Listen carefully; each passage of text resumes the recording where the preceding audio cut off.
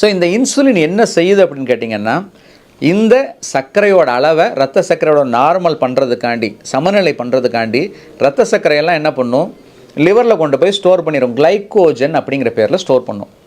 இப்போ என்னென்னு கேட்டிங்கன்னா, அந்த கிளைக்கோஜன் ஸ்டோர் அப்படிங்கிறது ஒரு குறிப்பிட்ட அளவு தான் சேவ் பண்ணி வைக்க முடியும். அந்தளவுக்கு தான் இடம் லிவரில் இருக்குது. ஆனால் அதை விட அதிகமான அளவு மாவுச்சத்தை நம்ம எடுத்துக்கிறோம். அப்போ அதெல்லாம் என்ன பண்ணுறது, இதெல்லாம் இந்த கல்லீரல் என்ன பண்ணும் அப்படின்னு கேட்டிங்கன்னா, இந்த இன்சுலினை வச்சு இதையெல்லாம் கொழுப்பாக கன்வெர்ட் பண்ணிடும். இதுக்கு வந்து டினோவோ லைப்போஜெனிசிஸ்ன்னு சொல்லுவாங்க. அப்படிங்கிற ஒரு ப்ராசஸ். அதாவது வந்து கொழுப்பு இல்லாத மற்ற பொருள்லேருந்து கொழுப்பாக கன்வெர்ட் பண்ணுறது.